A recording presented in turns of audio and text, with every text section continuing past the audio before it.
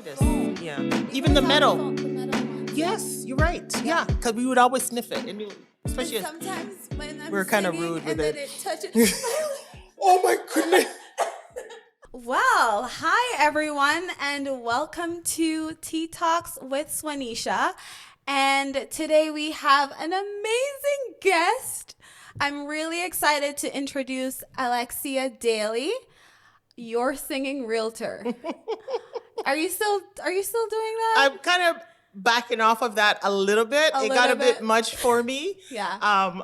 I still use it, but I'm not working it like I used to. Not like you used to. Yeah.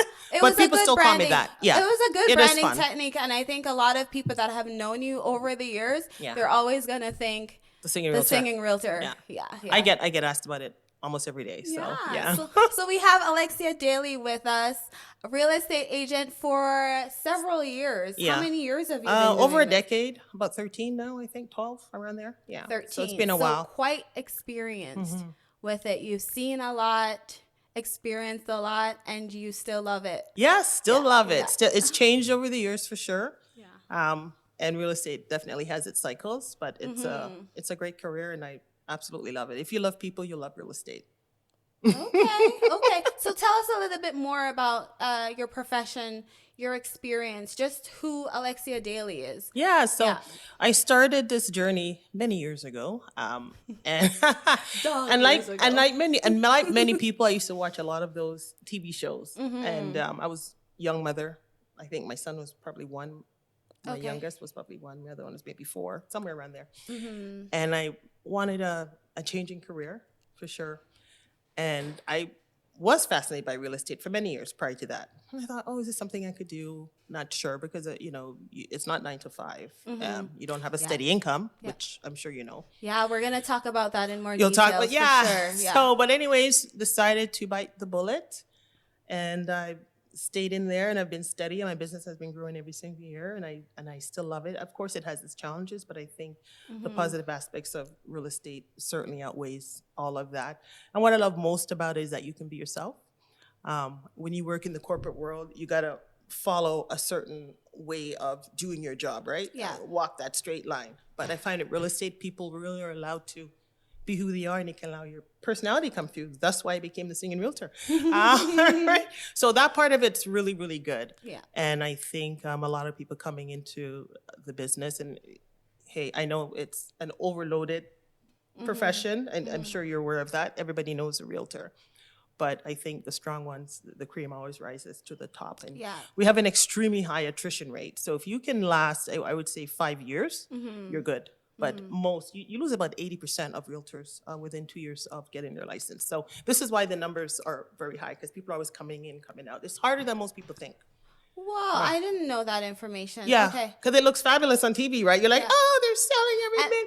No problems. Right? Everything's smooth. And they're dressed so well. Yeah. And it We don't looks dress like that. amazing. Yeah, like, most people do not dress like that, right? Yeah. So that's a lot of TV production. And sometimes now I watch it and I cringe. I'm like, oh, you can't do that, right? I mean, and nobody even takes their shoes off in people's homes, right? And that's one of the number one complaints we get all the time. They wore my shoes in my house. And you watch those shows, everybody has their shoes on. Yeah. Certainly change. It's different than what you think. When you're going through the process, it's a lot of legalities, that stuff, but that has nothing to do with real estate, to be honest. But yeah, it's been a good ride. Okay. Yeah. Nice. 13 years, Yeah. going on 14. Yes. Okay.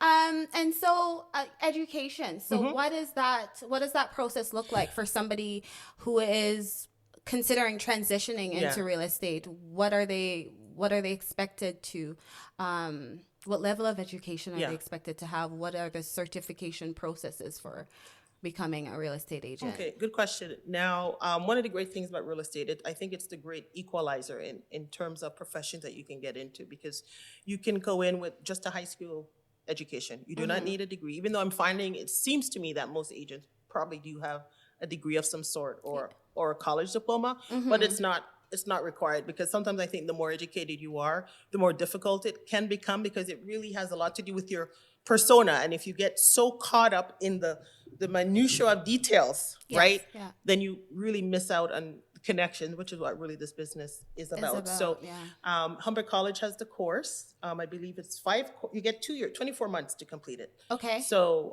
it's 5 courses, I think 4 exams, and then they have 2, this part I'm not familiar with because this didn't exist when I was getting my license, 2 simulations. So I'm not even sure what that really means. Like? Yeah, I'm not even sure what that looks like because it's been so long for me. But you can complete it. They give you 24 months. Most people, I think, complete within 12 months.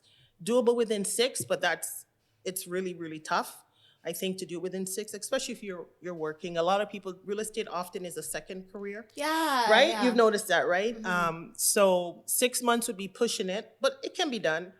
But generally, I think most people get it done within 9 to 12, but you get 24 months. The passing grade, you have to get 75%. You get 2 chances to pass each exam. If you fail, I did fail my very first one. Okay. I think I got 71%. It shocked me. Yeah.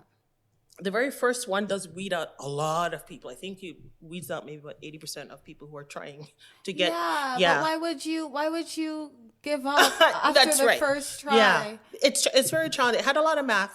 Now math was never my thing, never my strength. And being out of school for so long, I thought, hey, I got my math. I can do this. But if you haven't touched math in a while, the math that they give you, if you're not doing it in your regular daily life, it's easy to forget. Yeah. So I can do this. I was shocked, completely shocked.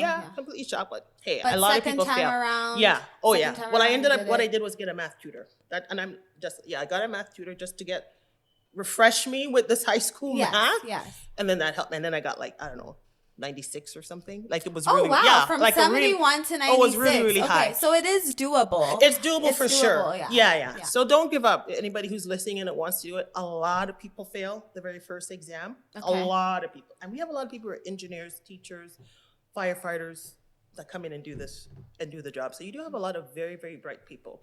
But like I said, it's not just a book smart job. It's not. It really isn't. Yeah. It's a persona, the way you thinking outside the box, problem solving. And can you work as a real estate agent while you're waiting doing the course? Yes. No, you have to pass all those courses. So after that time frame, and then once you've passed all those courses, then you have to register with a brokerage, and then at that point, yes, you can work. So after the 12 months, if it takes you 12 months, you get registered, you pay all the fees, tons of fees. And then, of course, at that point, you can become a official real estate agent. Can you work under a real estate agent while you're doing your You can be an unlicensed assistant, but that's really just paperwork. You can't answer any questions about real estate. You can't actually sell houses. Okay. No, you can't. You can't even show houses because you have to be registered as an agent. But you can work under somebody as an assistant as you're learning. Years ago when I started, you would have 2 years of articling, but you were still an agent and you could still work on your own, but you still had to work under the brokerage. Yeah. But it has changed quite a bit. Let's take a second and pour our tea. Sure. Because we're going into some heated discussion about finance. Okay. Tea time. Tea time. And so I'm encouraging our viewers. Are they here or here? Here. So I'm encouraging our listeners. Hi, listeners. We're about to have tea. Make sure if you're driving, you can stop and pick up a drive-through cup of tea. Or if you're in your kitchen, the comfort of your home, you can make your favorite. Today, we're having ginger tea. Oh, great. Oh, Today yes. We're having ginger tea. I didn't grate that it. To you. I didn't do it. I didn't grate it and put it and pour the water. No. Did the Canadian way? Just the bag? This is the modern. So I'll go ahead and pour it. The queen would be disappointed. Thank you. So this is tea time. So I get it now. Tea tops. Does it have sugar in it? Yes. Oh, okay. Are you going sugar free? That's fine.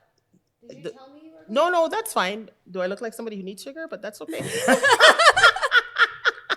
No, but it's okay. I'm not a complainer, so not to worry. It's hot. And careful when you're putting it on the table. It might click. This kept it really hot. Impressive. Yeah, sorry. So, okay. And we're going to talk a little bit about finance. A lot of people hop into real estate because of the percentage. Yeah. Yeah. They think it's quick money. Yeah. Yeah, for sure. Is it? And it can be. It can be, but for the majority of agents, it's not. I think that's the number one complaint with people who come into the business is like, oh my gosh, I thought I was gonna. Get a lot of money. No, it can. Like I said, it can be, but it does take time. Some, of course, reason why when I mentioned real estate is, sorry, let me get closer to the mic, Yeah. is a second career.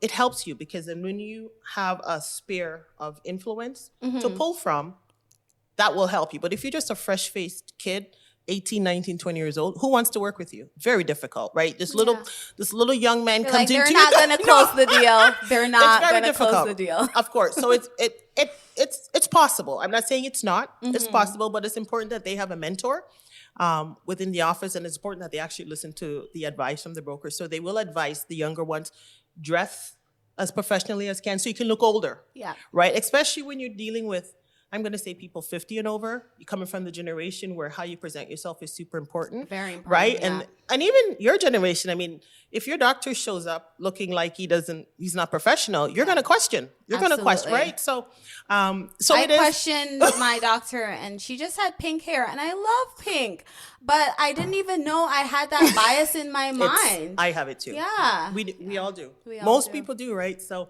So the I money get isn't it. actually a lot. It can So, be. So we work completely by commission. So yeah, you have to always be prospecting though. And prospecting is just a way in which to find business. So you you get your license. And it happened to me. I got my license, got my little briefcase, got my office, everything's good. You sit at your desk.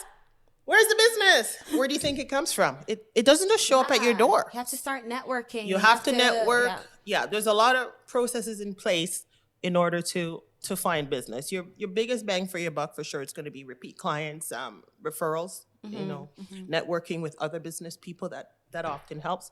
But people you'll see they have the big billboard, but that's super expensive. Yeah. If you're a brand new agent, one billboard, depending on where it Or is, the bus, or is the a minimum bus of signs. $500 a month. Okay. Per month. Per Wow, month. okay. Yeah. This is a business in which you pay to stay in it. So if you're not selling, it doesn't matter. You're paying to stay in this business because not is just the license expensive. You got to register all the boards that you're with, all of the insurance. Like it's a lot of monthly activities. I pay my broker money every single month. Your marketing, you got to pay for that. Who's paying for it? Yeah. So a lot of people come in, and it's really important, I think, to have, I would say, minimum 3 months of savings to help you through. Oh, okay. Yeah, That's really but I important. think 6 months is a really good idea because not everybody's going to have deals right away. 6 months. Sorry, 6 months of savings. Yeah, Okay. savings, just to be able to get you, if you're going to start full time. I don't recommend part time, but I understand why people do part time. But it's very, very difficult to do a business and say to somebody, oh, when I'm finished my shift at the hospital, then I'm going to show you that property. Like it doesn't come off. Yeah. They're like, what do you mean? I want to go now. It's 2:00. Oh, my shift's done at 5. You're not going to understand that, right? So it's important. 5, I got to be home with my family. That's right. Yeah. So it's important that you can work with your clients' schedule. So part-time, we do have a lot of part-time agents, but they generally do not sell a lot of properties because they really just don't have the time to deal with that. So it's always best to go full-time. But going full-time is scary. So it sounds like you're an entrepreneur. I'm sipping. Is that yeah, go ahead. sip your tea. So it sounds like you're an entrepreneur, but not really. Would you consider yourself that? Yes. Yeah, you're definitely considered an entrepreneur, but we are bound by very legalized type of business. So for sure, because we've got everybody, all these watchdogs watching how we behave. It's not like, okay, you open up a coffee shop and you just really have to get your business license, get your food handling certificate, and that's done. It's not like that with real estate. We're constantly having to take courses, making sure we're staying on top of the business, and of course, all the fees that we pay every month. I would guess that if you don't sell anything for the year, even if you don't sell anything, on average, you probably still have to be out of your pocket $10,000 a year, not a month. Yeah, a year. Just to stay in, with all of your licensing, your fees, your dues, marketing. It's a very, very expensive business. Thus, why so many, like I said, it's a high attrition rate, 80% drop out within the first 2 years. Like, would you think, so could a single mom Yeah, a lot of them do it. Yeah. Be a real estate agent? Yes. And, yeah. It's great for women. It's actually a fantastic business for women. Women actually, in residential real estate, not commercial real estate, Okay. they're outrank the men in residential real estate. And again, it's because of that connection, the softness that comes with real estate. It's a much more personable, emotional business where you need to connect with people, as opposed to the men, they rank high with commercial because it's business number. Yeah, Nobody cares what color the bathroom is, right? Women, we do care. Women care about that we do care. a lot, Yeah. right? So commercial is just numbers, crunching numbers, crunching numbers. So they're hoping to get more women into the commercial field. But I think naturally a lot of women are not that interested. I have a lot of interest in it, so I have been trying to get my feet more and more wet in that. I just sold a restaurant in Barrie, so that's really, really good. Yeah, thank you. Congratulations. Yes, I wasn't allowed to advertise it though, because one of the problems with commercial businesses is they don't want their customers to know that they're closing or changing orders, because you know what happens. Tedious. Yes, Yeah, that's a it bit more is, tedious. and you have to show only after the restaurant's closed, because they don't want the employees to know that they're selling, because people will quit, and customers will stop coming because they're like, oh no, and the rumors will start, oh no, they're closing, and they're not closing, they're just selling. Oh, if they're not going to be there, we're not interested in eating there anymore because it's not going to taste the same. Yeah. Does that make sense? Yeah. So it's just a very different business in terms of commercial, but we definitely dominate the residential side of real estate. I think it was 65-70%. It's very high. Women, 70% Yes, women. and more and more, and you mentioned single mothers. More and more single mothers are getting into it because it is a really good way. I know you're going to say, I'm going to say the word balance. Yeah, it can be a way. I have a feeling you're going to. We're going and into I don't like that the word right balance, now. Yeah. right? But we can get into that. What's your preferred word? No, I don't have a preferred word. I don't really have a preferred word. Just no balance. But but it is a great way. So if you can hit the ground running, if you're organized, if you're strategic, you're not afraid to spend some money in your marketing, yes, you definitely can do really well out of the gates. And but make it it can like take above time. average. Yeah, I would say income per year. 100,000 is very easy to hit. Okay. Very easy to hit 100,000 if you do the work. Just do the work. I think the next 100 is much more difficult, but I think most agents, the average agent probably makes about 75. Top agents, I would say, 100 to 2, and if you're doing over 200 consistently every year, you're within the 1 to 3% category of agents. And of course, you have agents who are making $500,000, like those shows, but they sell more expensive homes as well. But with that, and what people don't understand, the more expensive a home, the more you're spending, right? How on so? that home, because now you have to stage it. Staging is not cheap, right? So you're selling a house. Stage a house like this might cost me $4,000. So real estate agents would stage you pay for it, yeah. So the real estate agent most would of pay us for do. it? Not everybody does it, Okay. but if you offer it as a service, you do.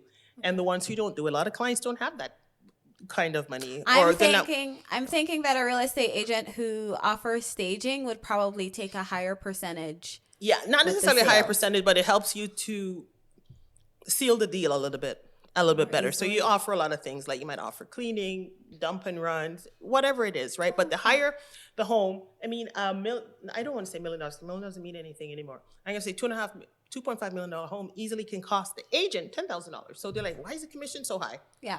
Out of your pocket, $10,000. It's very high. And you know what? If you change your mind and say you're no longer selling, do you think I get the $10,000 back? No, that's all the time. probably the worst that can That's hard for happen people. to a real estate agent. That can happen. Yeah. Some people can, they'll create a clause and say, well, if you change your mind, but I don't know. I'm not into doing that. I just think it's the cost of doing business, but it's happened to me. Stage a house, the next day they decide, oh yeah, we're not selling anymore. And you've taken picture, taken video. Yeah. You're out $5,000, but people don't think about that. Nope, you don't get it back. That's it. That's just how it works. Or if a house doesn't sell, it takes forever. They decide we'll try again in a couple of years. Yeah. And then it may end up selling with somebody else, and you spent all this money and time. So that's probably one of the bigger challenges for people. Yeah, definitely. But it's sales, right? And that's car salesmen. I don't know, what else do people sell? I'm not sure what people sell.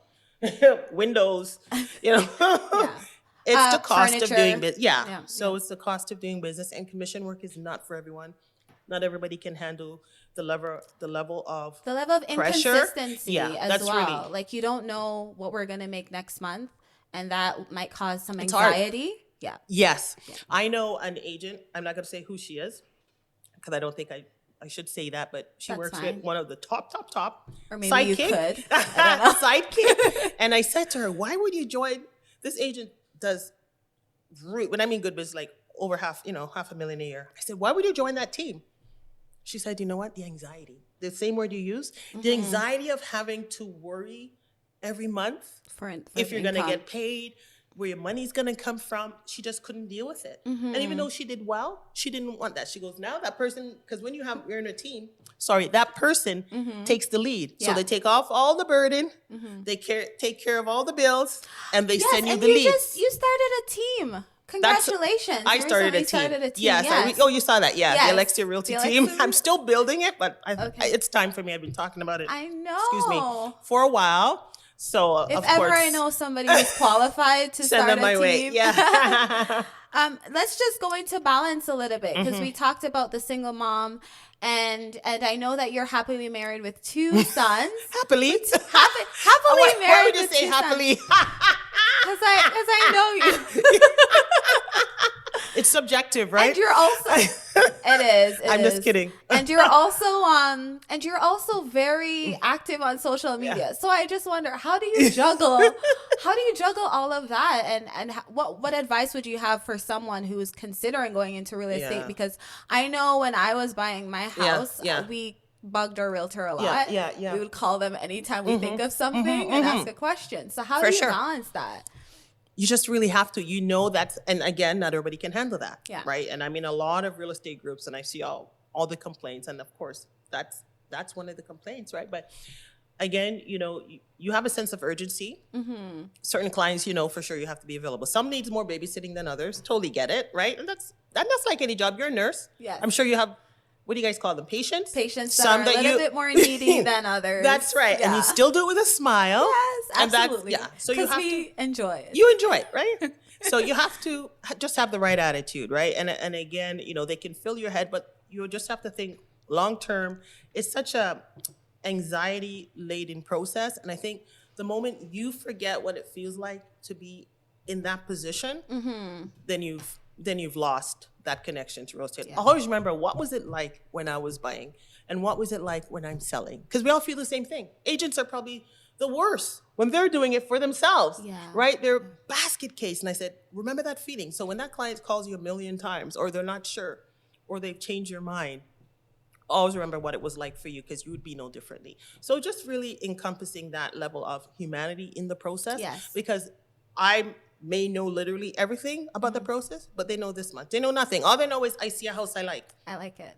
That's all they know.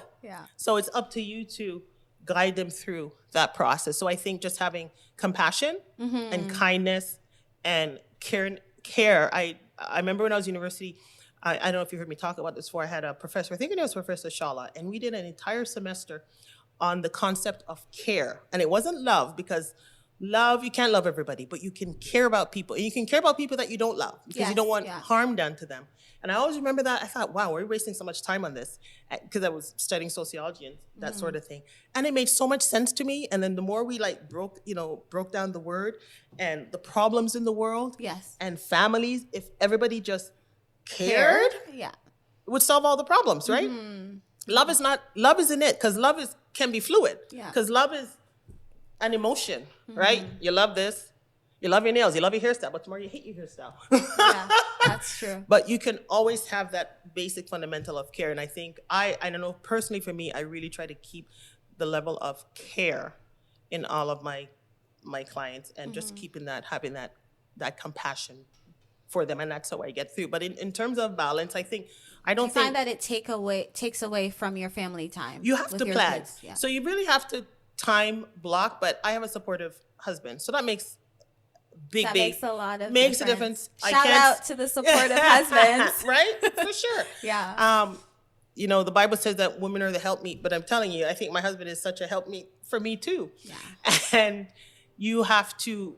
I can't speak for single mothers, because I haven't been a single mother, and I'm sure it's not going to be the same. But when I need a sign put up, who do I call? My husband. If something needs to be hung up, who do I call? Your husband. My husband, right? Can you just touch this up for me? Who do I call? I call him. Can you pick up the kids? So it helps if he's a part of, most people involve their spouses. So, I said, I'm running late. I can't grab the kids. They have a soccer game, whatever.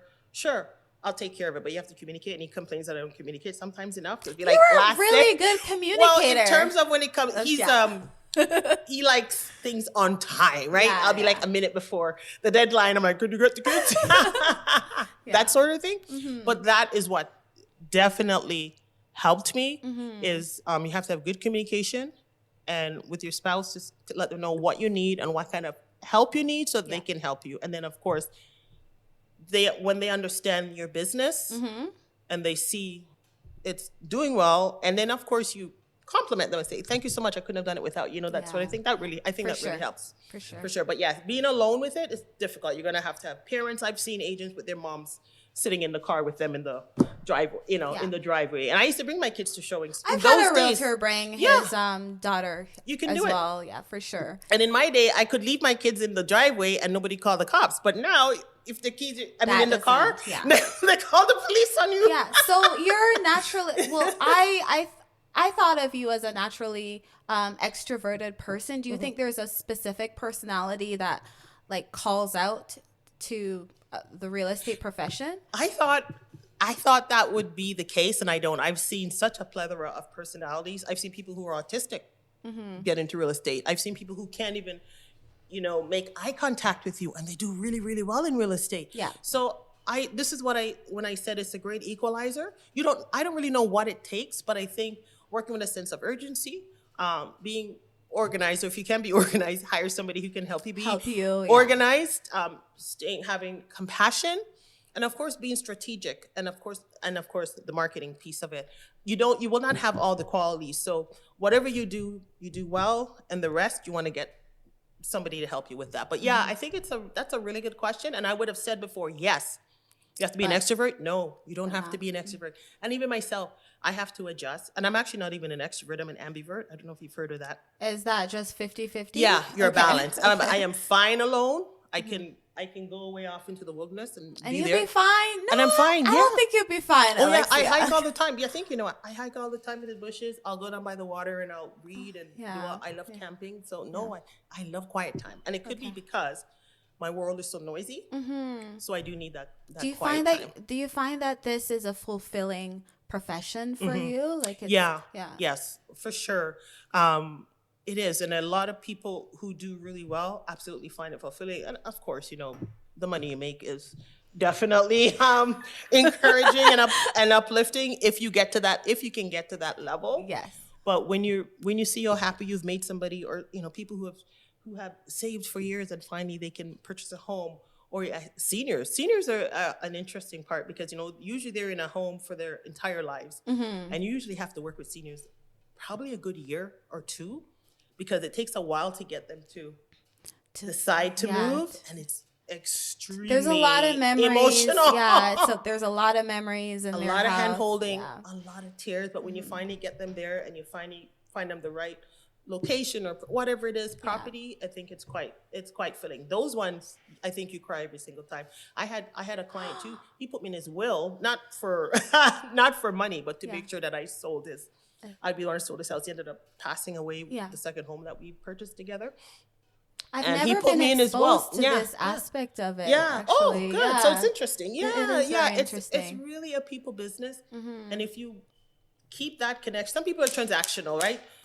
It's not, it's just deal. But some of us can get really deep into the home, right? And helping people move on. And there's a lot of emotions in there. And I don't think a lot of people realize how emotional of a journey it is. It for is. Sure. Divorce, very difficult.